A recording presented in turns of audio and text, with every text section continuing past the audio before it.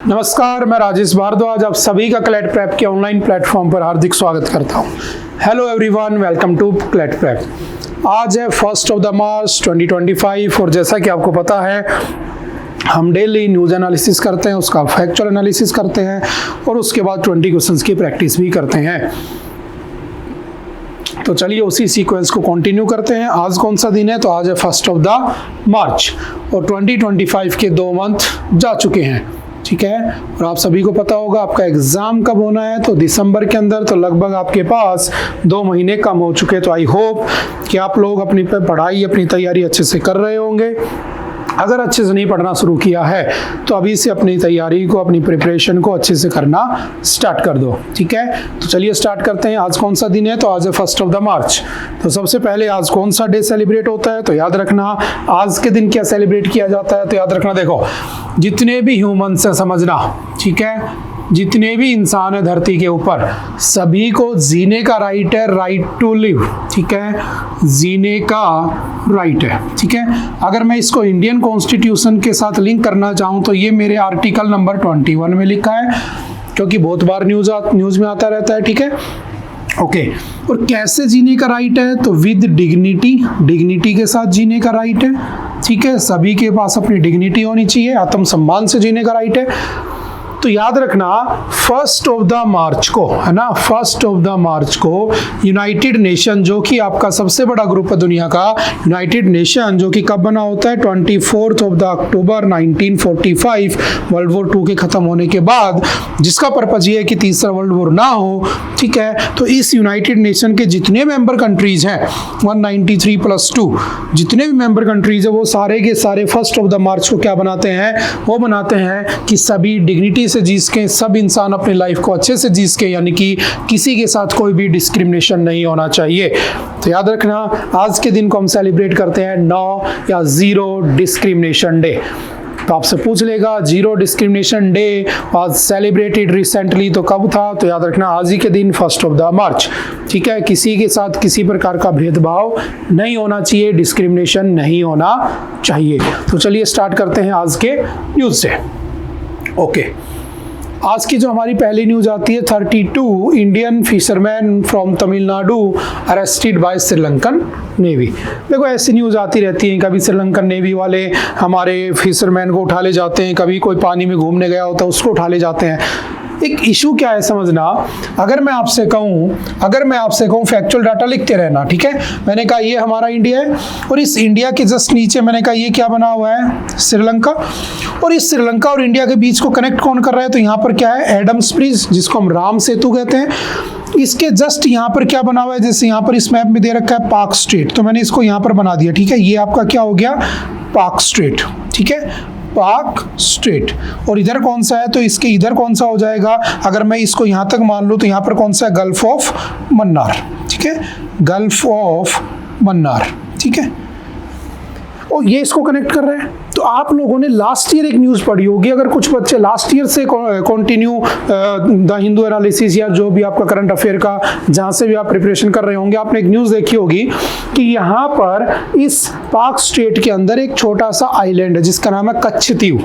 और वो जो कच्छतीव आइलैंड है वो बेसिकली किसका पार्ट था? इंडिया का। और जो कच्छतीव था वो दे दिया था किसको? श्रीलंका को, ठीक है। श्रीलंका को इसलिए दे दिया था क्योंकि 1974 में एक एग्रीमेंट हुआ था इंडिया श्रीलंका के बीच में, जिसको हम इंडिया श्रीलंका मैरीटाइम एग्रीमेंट कहते हैं, ठीक है। कुछ बच्चों को याद भी आ गया होगा, इंडिया श्रीलंका मैरीटाइम एग्रीमेंट, ठीक है।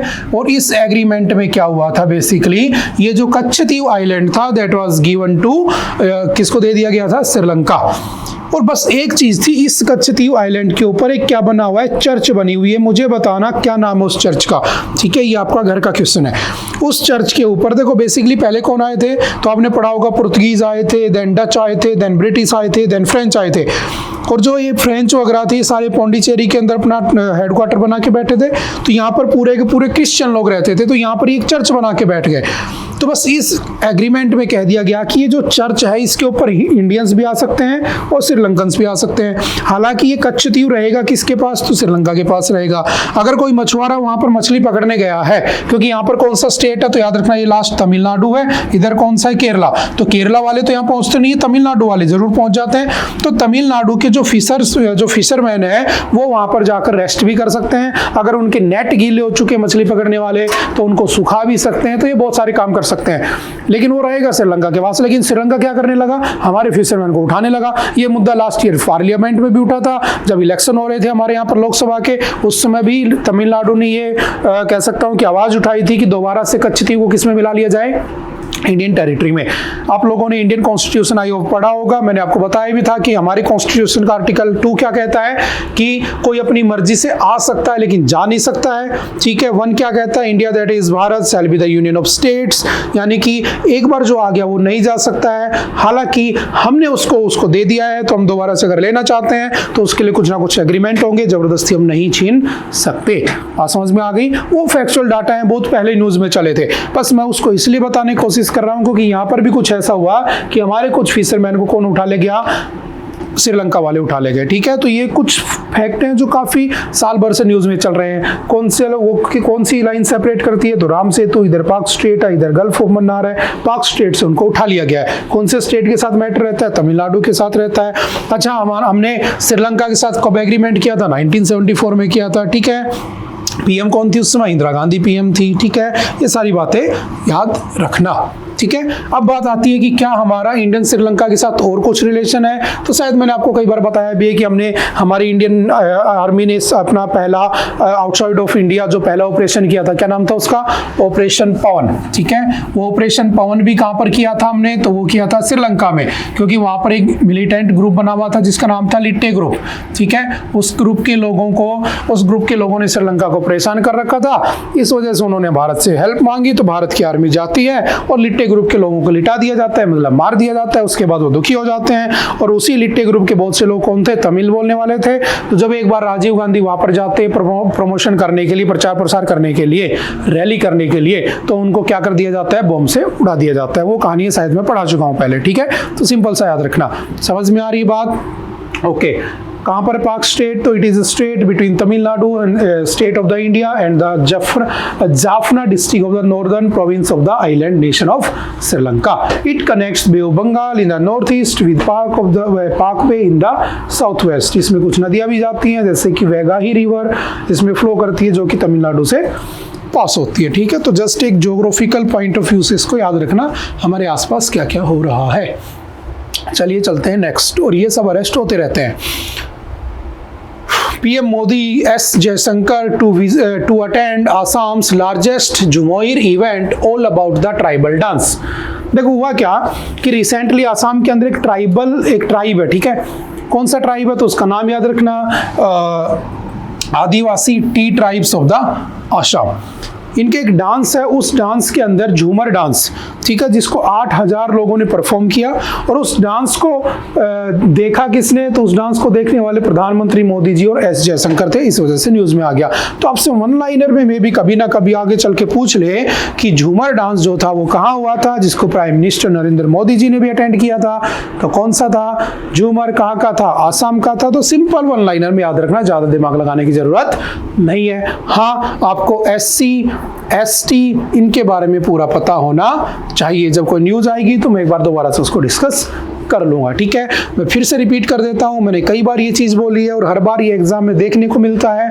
बहुत सारे स्टेट है जिनके क्लासिकल डांस है, ठीक है, बहुत सारे स्टेट है जिनके फेस्टिवल है, जैसे बिहू आसाम का, ठीक है, जैसे कि गरबा गुजरात का, ठीक है, जैसे कि आपका घूमर राजस्थान का। तो ऐसे बहुत सारे डांसेस बने हुए हैं, बहुत सारे टेम्पल्स भी हैं। इस बार महाकुंभ भी न्यूज में रहा है। ठीक है, तो आपसे कोई रैंडम टेम्पल पूछ लेगा, कोई ऐसा टेम्पल पूछ लेगा जिसको किसी पुराने टाइम पर किसी मुगल ने इन्वेड किया होगा, है ना। सोमनाथ टेम्पल को इन्वेड किया गया था, जिसको बाद उसको राजस्थान की जाटों ने लूट लिया था, फिर उसने भारत पे अटैक किया था मोहम्मद गजनी ने। तो ऐसे कहीं से भी चीजों को उठाया जा सकता है, तो प्लीज इन सब चीजों को पढ़ते हुए चलना है। ठीक है, आई होप कि आप ये चीजें अभी तक समझ चुके होंगे इतने दिन से पढ़ते पढ़ते। ठीक है, तो चलिए नेक्स्ट चलते हैं।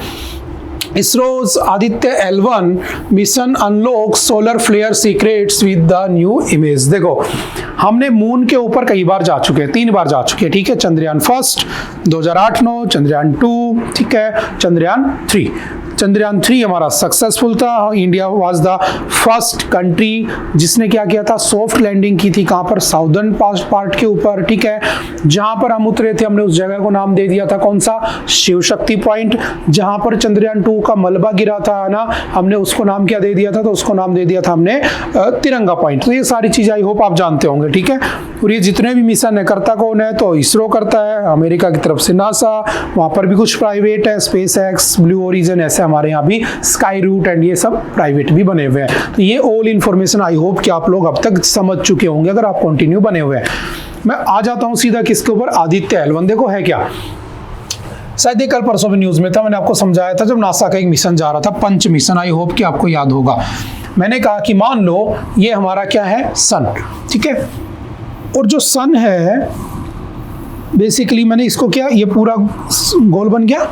अब इसका जो इनर मोस्ट जो लेयर है मैंने कहा, ठीक है, ये सबसे पहले मैं इसके अगर डाया की बात कर लूँ तो सन का रेडियस कितना है, एक साइड का अगर मैं बात करूँ तो 696,800 किलोमीटर, लगभग 6,96,800 किलोमीटर का इसका रेडियस होता है। तो इसका डाया कितना हो गया, 2 से मल्टीप्लाई कर दूं, यानी कि एक सन जो होता है वो लगभग 109 अर्थ के बराबर होता है। अगर मैं सिंपल सा देखने की कोशिश करूं, इतना बड़ा होता है।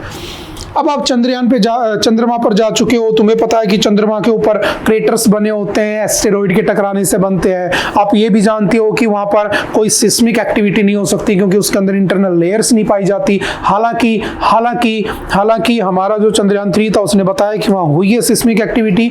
वो कैसे हुई है उसको हम फर्दर ये मिशन के अंदर देख लेंगे, ठीक है। अब मैंने कहा कि ये क्या है हमारा सन। अब इस सन का जो सबसे इनर मोस्ट पॉइंट है ना, यहाँ पर इसके सेंटर पे टेम्परेचर कितना होता है, तो यहाँ पर टेम्परेचर होता है लगभग 1.5 करोड़ डिग्री सेल्सियस। और यहाँ पर 3 हाइड्रोजन मिलकर क्या करते हैं, एक हीलियम का फॉर्मेशन करते हैं जो बेसिकली लाइट एमिट करता है। और यहाँ से लाइट एमिट करके इसके आउटर मोस्ट पार्ट से यहाँ से बाहर निकलती है। मैंने कह दिया, मान लो ये क्या है, यहाँ पर अर्थ है। याद रखना, चंद्रयान 3 से क्वेश्चन आ चुका था, पैसेज आ चुका था, आदित्य L1 को फोकस रखना। अब मैंने कहा कि इसकी जो आउटर मोस्ट लेयर है इसको कहा जाता है कोरोना, ठीक है। The outermost layer of the sun is known as the corona. और जो कोरोना का जो टेम्परेचर होता है, एवरेज टेम्परेचर, वो होता है लगभग 6000 डिग्री सेल्सियस। अब सोचो कि यहां से मुझे इसकी स्टडी करनी है तो मैं यहां तो जा ही नहीं सकता। तो हमने क्या किया, इन दोनों के बीच में लगभग डिस्टेंस कितनी होती है, तो याद रखना the distance, total distance between earth and sun is approximately 15 crore kilometre या 150 मिलियन किलोमीटर कह सकता हूं, ठीक है। अब मैंने कहा यहां पर मिशन भेजना था, तो मैंने क्या किया, यहां पर एक पॉइंट होता है जिसे कहते हैं लैग्रेंजा पॉइंट। और लैग्रेंजा पॉइंट वो पॉइंट होता है जहां पर सन की ग्रेविटी, अर्थ की ग्रेविटी दोनों 0 हो जाती है, यानी बराबर। और ऐसे 5 पॉइंट है total, there are total 5 Lagrange point, 2 stable है, 3 अनस्टेबल है। तो हमने क्या किया, लैग्रेंजा 1 के ऊपर, L1 के ऊपर हमने इस आदित्य L1 को रख दिया। आदित्य मतलब सन, ठीक है, भास्कर, आदित्य, प्रकाश, बहुत सारे नाम है सन के।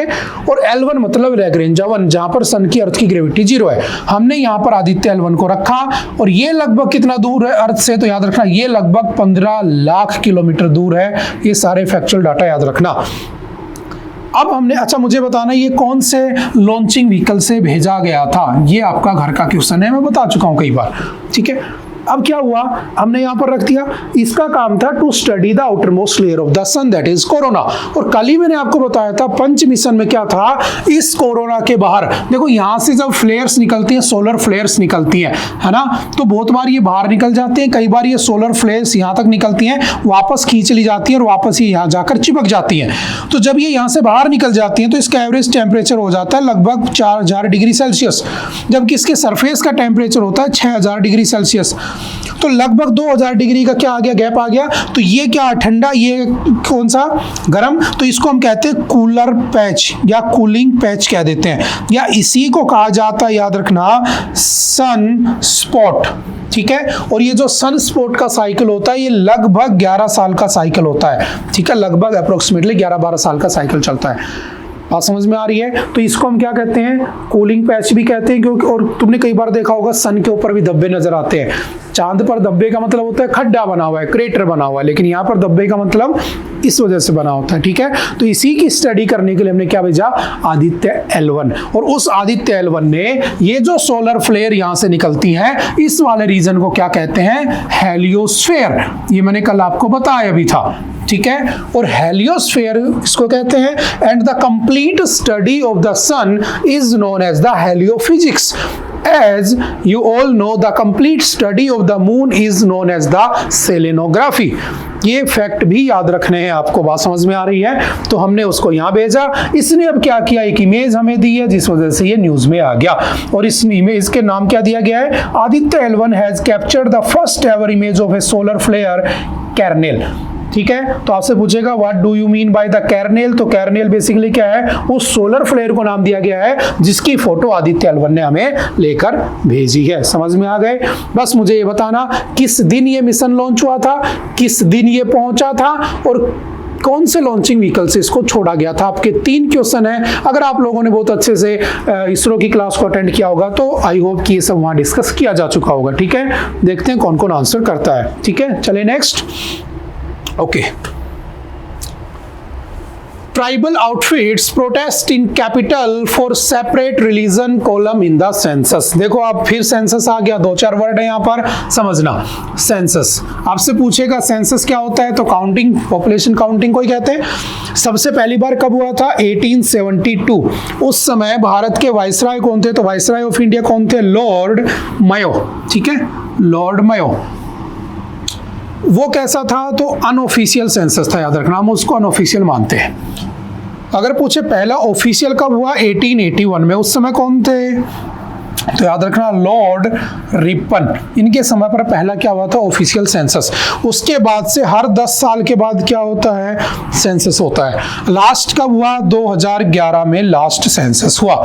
आपसे एक बार ये भी पूछा जा चुका है कि 2011 वाला सेंसस इंडिपेंडेंस के बाद, आजादी के बाद कौन से नंबर का सेंसस था।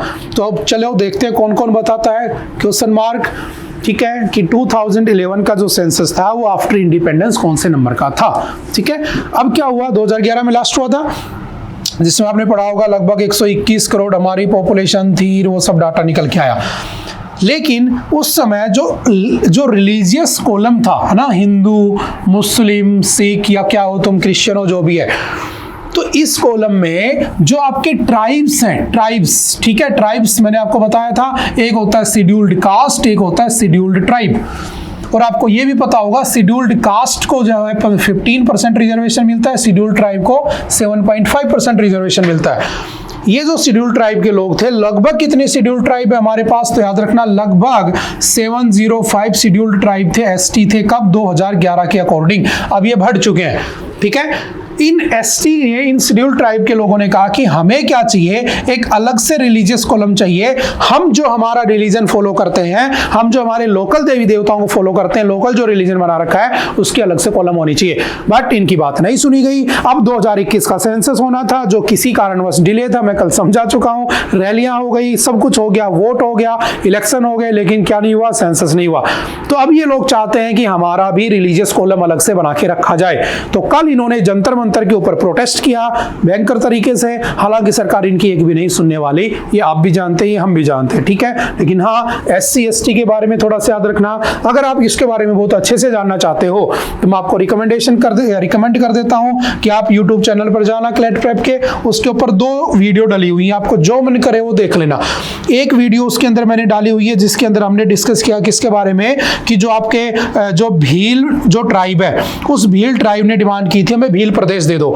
तो एक उसके ऊपर आप सर्च करना भील प्रदेश, ठीक है। क्लैट प्रेप के यूट्यूब चैनल पे एक वीडियो वो देख लेना, उसमें भी पूरा SC ST उनके कौन कौन से राइट है, कौन कौन से आर्टिकल्स है, कौन कौन से नेशनल कमीशन के उनके आर्टिकल्स बने हुए हैं, कितना परसेंटेज रिजर्वेशन मिला हुआ है, कैसे किसी को ट्राइब का रिकॉग्निशन दिया जाता है, कौन दे सकता है, वो सारी बातें उसमें डिस्कस की हुई हैं। काफी लंबा चौड़ा लेक्चर है वो। या फिर आप देख सकते हो मणिपुर कॉन्फ्लिक्ट, वो लगभग 1 साल पुराना वीडियो तुम्हें मिल जाएगा, ठीक है। मणिपुर कॉन्फ्लिक्ट, उसके अंदर भी आपको सारे ट्राइब्स के बारे में जितने डाटा है सारे आपको देखने को मिल जाएंगे। उसके बाद आपको कभी भी किसी भी प्रकार से ट्राइब्स के बारे में कुछ भी एक्स्ट्रा पढ़ने की जरूरत नहीं पड़ेगी। न्यूज में आया, आपने पढ़ा और आगे बढ़ गए, ठीक है। मैं रिकमेंड करूंगा इन दोनों चैप्टर को देख लेना, ठीक है। और मैं बबलू जी को बोल दूंगा कि वो इसके दोनों के डिस्क्रिप्शन भी लिंक में डाल देंगे, तो आपको इजी हो जाएगा, ठीक है। ओके, चलते हैं नेक्स्ट। आप government didn't use 26% of Covid fund CAG। देखो CAG तीसरा दिन है लगातार न्यूज में आते हुए, है ना। तो इसको अच्छे से पढ़ लेना। जो चीज़ 2 से 4 बार रिपीट हो जाती है वो एग्जाम में आने के चांस बन जाते हैं, और ये तो चलेगी अभी। जैसे जैसे करप्शन में पकड़े जाएंगे, जेल में डाले जाएंगे, बहुत टाइम तक ये न्यूज चलेगी। तो CAG आई थिंक मैं कल पढ़ा चुका हूँ। आर्टिकल कौन सा है? 148। तो मैं दोबारा इसमें नहीं जाने वाला, ठीक है। कल और परसों 2 दिन हमने लगातार कॉन्टिन्यूअस इसको डिस्कस किया है, ठीक है। उसके बाद आई थिंक ये न्यूज आप जानते होंगे, ठीक है। क्योंकि CAG का काम क्या होता है? जितना बजट एलोकेशन होता है उसको ऑडिटिंग एंड अकाउंटिंग करना, ठीक है। कौन CAG है कौन नहीं आप जानते हो, ठीक है। शायद आपने कमेंट करके बताया था परसों वाले लेक्चर में, ठीक है। तो उनको जितना पैसा मिला था उन्होंने खर्च नहीं किया, और यही तो पता लगाने का काम किसका है? CAG का, controller and auditor general of India. मैं इसको स्किप कर देता हूँ, ठीक है। जब ये फंस जाएंगे फिर ये न्यूज में आएगा, हम फिर देख लेंगे इसको। अच्छा, ये बहुत अच्छी न्यूज है। India EU European Union set year end deadline for the trade deal security defence pact. देखो, मैंने कल भी आपको समझाया था कि रशिया यूक्रेन के चक्कर में अमेरिका, रशिया, इंडिया, चाइना, ये सारे के सारे अपना अपना फायदा ढूंढने के लिए लगे पड़े थे। अल्टीमेटली सरकार बदली, आ गए ट्रंप साहब, और ट्रंप ने यूक्रेन का साथ छोड़ दिया, उससे पल्ला झाड़ लिया। आज ही के न्यूज में हम देखेंगे, इसमें एक न्यूज और भी है जिसमें ट्रंप ने डायरेक्टली कह दिया, जेलेंस्की से उसको बुलाया था व्हाइट हाउस, और उसे कह दिया कि तुम क्या कर रहे हो? तुम बेसिकली गेम खेल रहे हो किसके साथ? वर्ल्ड वॉर 3 के साथ। अगर तुम नहीं चाहते, या अगर तुम चाहते हो वर्ल्ड वॉर 3 हो जाए, तो अपना गेम चलाते रहो, वरना शांति से बैठ जाओ। यूक्रेन ने कहा मैं शांति से कैसे बैठूं? तो उसने कहा एक काम करो, अपने मिनरल्स एक्सट्रैक्शन के राइट मुझे दे दो, सारा मैटर मैं सोल्व कर दूंगा। क्योंकि आखिरकार अमेरिका अपना फायदा है तो देखेगा, ठीक है ना। अरे आपने सुना होगा ना कि 2 बिल्लियों की लड़ाई में बंदर क्या करेगा? अपना फायदा है तो देखेगा। तो बेसिकली वही चल रहा है यहाँ पर। तो अभी जब रशिया और यूक्रेन के चक्कर में, जब ट्रंप आने के बाद अमेरिका ने यूक्रेन से अपना विड्रॉल कर लिया, तो यूरोपियन यूनियन के जो देश थे 27 कंट्रीज, वो डर गए। और डरने के बाद वहां की जो चेयरमैन थी, हालांकि वो मीटिंग पहले से फिक्स थी, लेकिन अब वो रवैया बदल चुका है। पहले उनका पॉइंट अलग था भारत में आने का, अब भारत से डील करने का पॉइंट बदल चुका है, क्योंकि पीछे से पैरामीटर्स चेंज हो चुके हैं। बात समझ में आ रही है? तो अब वो भारत आई, उन्होंने कुछ डील की। क्या क्या डील की, चलो देखते हैं। फ्री ट्रेड एग्रीमेंट करना चाहते हैं। फ्री ट्रेड एग्रीमेंट ये होता है कि हम तुम्हारे यहाँ पर कुछ भी बेचें तो आप उसके ऊपर कोई भी एक्स्ट्रा उसके ऊपर चार्ज नहीं लोगे। जैसे हमारा 50+ कंट्रीज के साथ चलता है, कुछ अलग अलग प्रोडक्ट के अंदर, ताकि हमारा प्रोडक्शन होता रहे उस प्रोडक्ट का, या एम्प्लॉयमेंट होता रहे, वहां पर उन लोगों को इजिली अवेलेबल हो जाए, तो हमारी इकोनॉमी भी चलती रहे और वहां की इकोनॉमी भी चलती रहे। तो हमने 2007 में कहा था नहीं माने, 2022 में कहा था नहीं माने, अब 2025 में हमने फिर कहा, तो हो सकता है इस साल के एंड तक वो मान जाए, क्योंकि मजबूरी आ चुकी है पीछे, क्योंकि धोखा मिल चुका है इन्हें। समझ गए ना कि वो पॉलिटिक्स होती है बेसिकली। हम इसमें कॉमन वैल्यूज की बात करते हैं, हम इसमें क्वालिटी प्रोडक्शन की बात करते हैं, हम इसमें सस्टेनेबल डेवलपमेंट की बात करते हैं, हम इसमें ट्रेड एजेंडा को लेकर चलते हैं, हम इसके अंदर टेक्नोलॉजी शेयर करने की भी बात करते हैं। तो जो जो डील होगी हम पढ़ लेंगे, ठीक है, जब होंगी। अच्छा, यूरोपियन यूनियन इकोनॉमिक कम्युनिटी है, उससे इंडिया के रिलेशंस कब बन गए थे? तो याद रखना, India European union economic community relation were started in 1962 या वर एस्टैब्लिश्ड इन 1962। पहला पॉइंट, ठीक है। 5वीं इंडिया ईयू समिट हुई थी हेग नीदरलैंड में 2004 में। वहां पर क्या हुआ था, हम इससे पहले इनके स्ट्रेटेजिक पार्टनर नहीं थे, हम 2004 से क्या बन गए, यूरोपियन यूनियन के स्ट्रेटेजिक पार्टनर। तो एक क्वेश्चन ये बन गया कि इंडिया कब यूरोपियन यूनियन का स्ट्रेटेजिक पार्टनर बना, तो इंडिया ईयू की समिट हुई थी हेग नीदरलैंड में, उससे हम बन गए। 2 पॉइंट क्लियर हो गए। तीसरा, जो ईयू है यूरोपियन यूनियन, देखो मैंने आपसे कई बार कहा है कि यूएसए एंड यूएसएसआर दोनों के बीच में चला कोल्ड वॉर, ठीक है। और जब कोल्ड वॉर चला तो ये लगभग 1945 से 1991 तक चला, और बाद में यूएसएसआर का हो गया डिसइंटीग्रेशन, एक यूरोपियन यूनियन बन गया और एक बन गया आपका फेवरेट रशिया, ठीक है। अब क्या हुआ, इस यूरोपियन यूनियन में टोटल 27 मेंबर्स हैं। पहले इसमें 28 मेंबर थे, एक यहां से निकाल दिया गया, 27 बन गए। कौन निकाल दिया गया, ब्रिटेन, या ब्रिटेन ने एग्जिट मार लिया, खुद से हट गया, वो ब्रेक्जिट कहते हैं उसको। 5 के दिन there are total 27 members, in 2020 there were total 28 members, Britain exited, ठीक है, जिसको ब्रेक्जिट कह देते हैं। अब 27 है, लेकिन 1951 में वर्ल्ड वॉर खत्म होने के बाद, सेकेंड वर्ल्ड वॉर खत्म होने के बाद यूरोपियन यूनियन बन चुका था। 6 कंट्रीज ने मिलकर इसकी फाउंडेशन, इसकी नींव रख दी थी। और जो 6 कंट्रीज थी वो कौन कौन सी थी, याद रखना, Belgium, France, Germany, Italy, Luxembourg and Netherlands. These are the founding members या fathers of the European Union, and EU was unofficially founded in 1951। बाद में ऑफिशियली कब बन जाएगा, 1993 में, क्योंकि 1991 में क्या हो गया था, इनका डिसइंटीग्रेशन हो गया था, ठीक है। तो ये सारे फैक्ट याद रखना। देखो क्वेश्चन पूछने का तरीका होता है, उस तरीके को पढ़ना है। मैं हमेशा कहता हूं चाहे 2 क्वेश्चन कम अटेम्प्ट करना, लेकिन उसकी लैंग्वेज अच्छे से पढ़ना, ठीक है। लैंग्वेज पढ़ोगे, आंसर बहुत सारे चेंज होते नजर आएंगे आपको। समझ गए तो आप समझ चुके होंगे, ठीक है, okay. EU India trade relationship की जो टाइमलाइन है वो देखी जाए, ठीक है, वही सब हम डिस्कस कर रहे हैं, ठीक है। 7th समिट कहाँ पर हुई थी, तो हेलसिंकी में हुई थी, ठीक है, 2013, 2024, ठीक है, और अभी 25 के अंदर वो कर भी लेगा, वही सब है। अगर पूछे करंट मेंबर्स कितने हैं, तो 27 हैं, उनके नाम लिखे हुए, एक बार जस्ट देख लेना, रटने की जरूरत नहीं है, ठीक है। यूके कब ज्वाइन करता है, 1973 में, छोड़ता है कब, 2020 में। अच्छा, इंडिया और इसके बीच में EU के रिलेशंस भी अच्छे हैं। जैसे मैंने एक MIT भी अपलोड किया था, शायद आपने देखा होगा, प्रोबा 3, ठीक है, अगर नहीं देखा हो तो देख लेना। प्रोबा 3 हमने एक मिशन लॉन्च किया था यूरोपियन यूनियन का। किसने लॉन्च किया था, हमारे इसरो ने लॉन्च किया था, ठीक है, ISRO, Indian Space Research Organisation. तो इसके ऊपर एक MIT भी आई थिंक मैंने अपलोड की हुई है, तो देख लेना वो, तो वो भी हमारे रिलेशंस को ही शो करता है। चलिए चलते हैं नेक्स्ट। 22 मिसिंग यानी 22 missing after एवलांचे hits village in Uttarakhand. देखो मैंने कहा कि कोई पहाड़ बना हुआ है, ठीक है, और इस पहाड़ के ऊपर मैंने कहा यहाँ बारिश हो रही है, ठीक है, और यहाँ से बारिश हो रही थी तो बहुत ज़्यादा पानी गिरा और हवाएं चल रही थी तेज तेज, ठीक है। और जैसे हवाएं चल रही थी तो यहाँ से कुछ टुकड़ा था इस पहाड़ का, वो टूटा और नीचे स्लाइड करता चला गया, तो इसे तो कहते हैं लैंड स्लाइडिंग, ठीक है। ये उसमें केरल में भी हुई थी, है ना, यूके मेरिन में होती रहती है, ठीक है, उत्तराखंड हिमाचल में ये होती है लैंडस्लाइडिंग।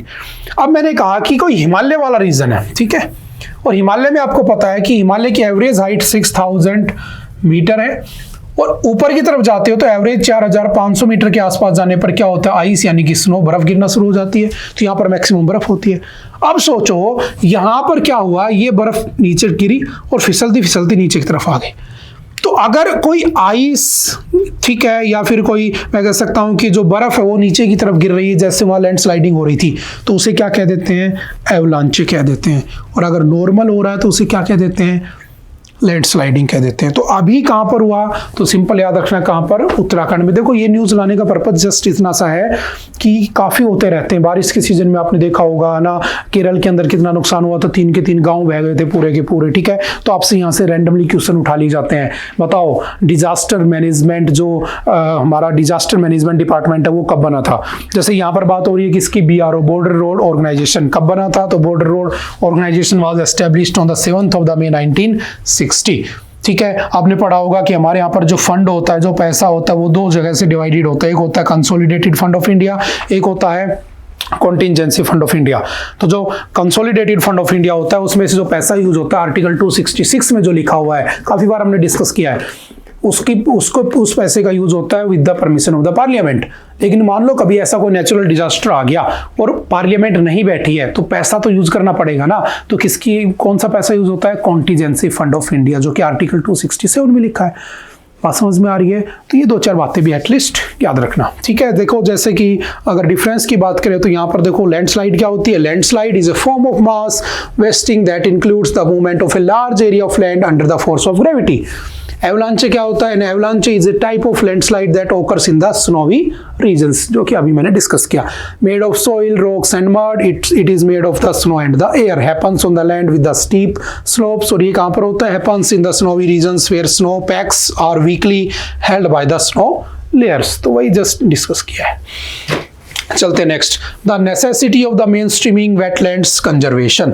देखो एनवायरनमेंट की जो न्यूज होती है बार बार आती रहती है। आपने आई होप नेशनल पार्क्स पढ़े होंगे जिसमें हम animals, wild animals and the plants को प्रिजर्व करते हैं। आप लोगों ने टाइगर रिजर्व पढ़े होंगे जिसमें हम टाइगर्स को प्रोटेक्ट करने की बात करते हैं। आप लोगों ने एलिफेंट रिजर्व पढ़े होंगे जिसमें हम एलिफेंट को प्रोटेक्ट करने की बात करते हैं, है ना। ऐसे ही याद रखना, एक होता है वेटलैंड्स, ठीक है। वेटलैंड्स आई होप कि एनवायरनमेंट के लेक्चर में आपने ये पढ़ा होगा वेटलैंड्स। सबसे पहले वेटलैंड्स होते क्या? तो देखो इसके नाम से पता चल रहा होगा, वेटलैंड्स यानी गीली भूमि, ठीक है। अब हुआ क्या कि ऐसा रीजन जो कि जमीन, ऐसी जमीन है जो कि गीली है, यानी कि पॉन्ड्स के पास, रिवर्स के पास, ठीक है, तालाबों के पास कोई ऐसी जमीन है पानी के आसपास जहां पर कुछ ऐसा जीव है, कोई ऐसा प्लांट है जो कहीं और नहीं है, उसको प्रिजर्व करना, उसको कंजर्व करना, उसको प्रोटेक्ट करना कंपलसरी हो चुका है, नेसेसरी हो चुका है, ठीक है। तो हम उसको क्या अनाउंस कर देते हैं? हम उसे वेटलैंड्स अनाउंस कर देते हैं। तो दुनिया में सबसे पहली बार ऐसा करने के लिए एक मीटिंग हुई थी, और वो मीटिंग हुई थी 2 Feb 1971 को। और ये जो फर्स्ट मीटिंग हुई थी, फर्स्ट कन्वेंशन हुआ था, ये हुआ था आपके रामसर सिटी में। कहां पर हुआ था? Ramsar city. And Ramsar city कहां पर है? तो याद रखना, ईरान। और इसी वजह से इस वेटलैंड का दूसरा नाम क्या होता है? तो इसे हम रामसर साइट भी कह देते हैं। और किस दिन ये हुआ था? 2 Feb को।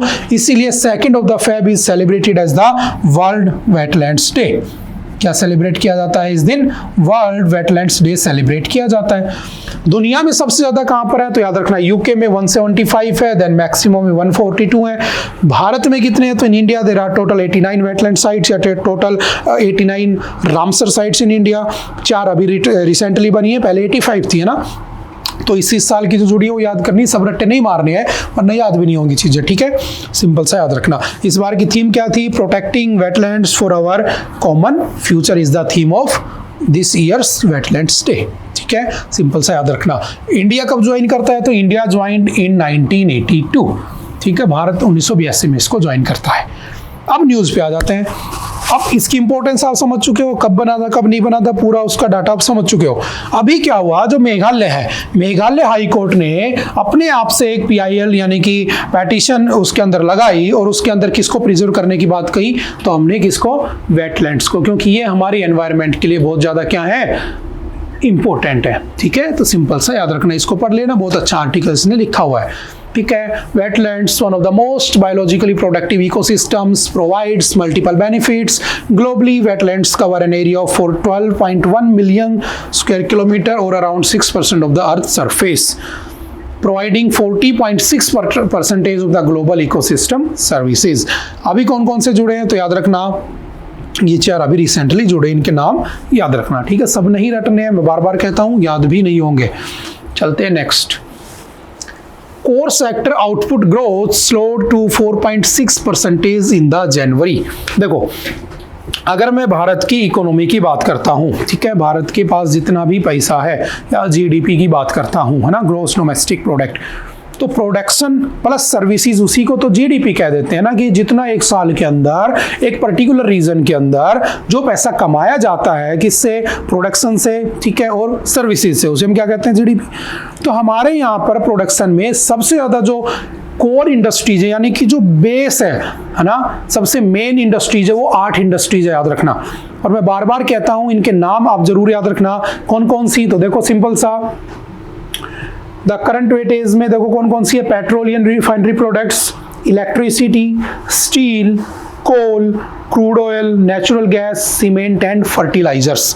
तो आज के टाइम पर इनका जो शेयर है, जैसे पेट्रोलियम रिफाइनरी प्रोडक्ट्स का शेयर हमारे यहाँ पर कितना है 28.04%, इलेक्ट्रिसिटी का 19.85%, स्टील इंडस्ट्री का 17.92%, कोल 10.33, क्रूड ऑयल 8.98, नेचुरल गैस 6.88 और cement 5.37, fertilisers 2.63।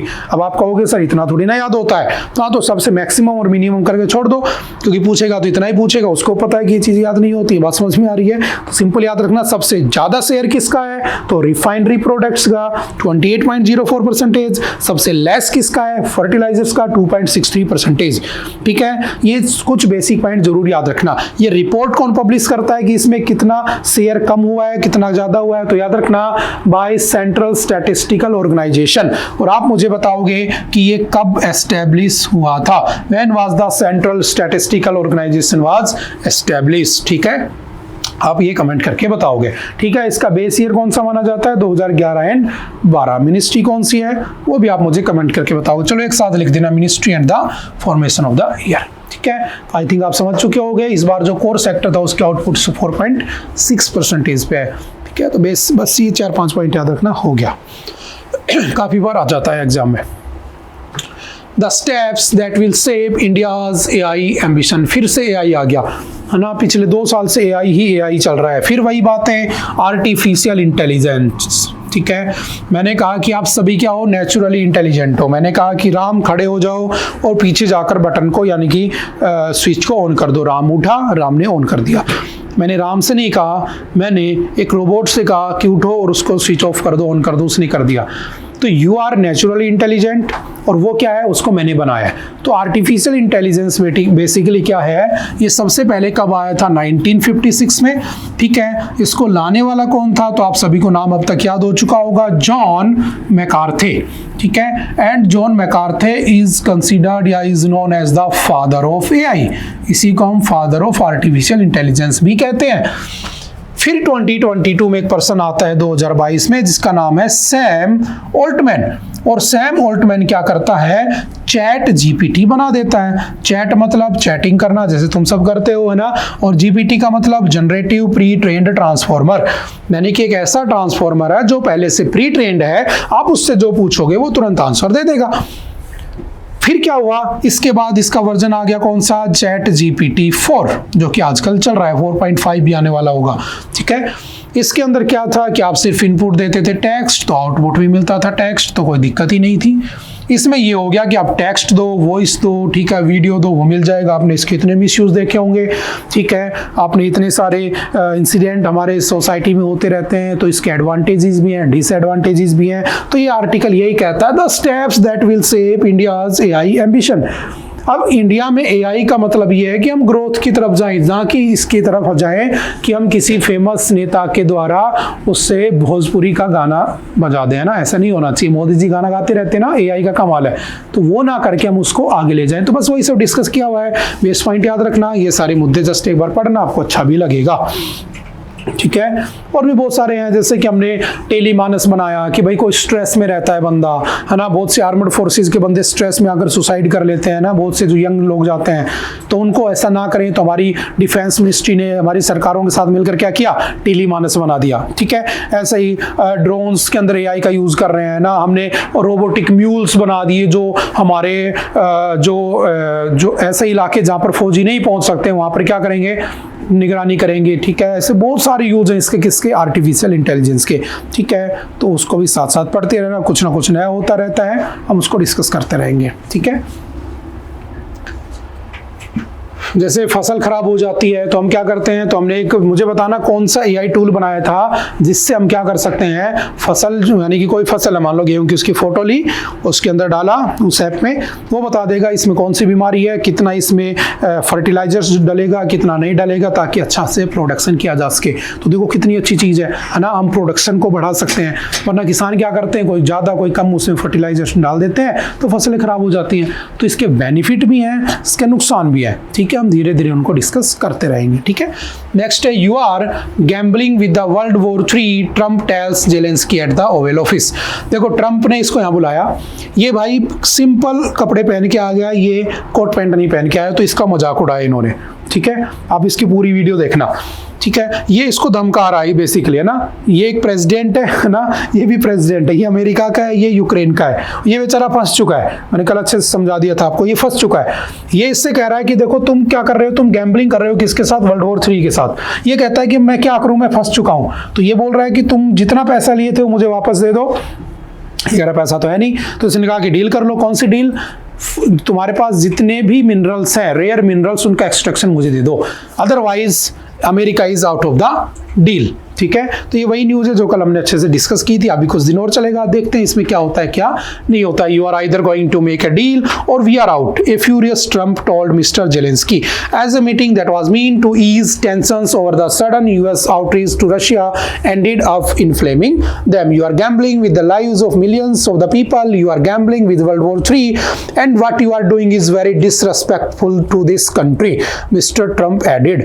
Mr. Zelensky was at the White House to sign a deal on sharing Ukraine's mineral riches and discuss a peace deal with Russia, despite the US President recent branding his Ukrainian counterpart a dictator. समझ गए? तो वही सब चीजें हैं, base point याद रखना, ठीक है। कुछ नया होगा तो हम इसको दोबारा से डिस्कस कर लेंगे डेफिनेटली। चलते हैं नेक्स्ट। ओके, आई थिंक आज के लिए इतना ही था। आई होप कि आपको चीज़ें समझ में आई होंगी। फिर भी अगर कोई डाउट रहता है तो आप आकर एनी टाइम पूछ सकते हैं। Okay, bye bye, thank you, have a nice day, मिलते हैं दोबारा।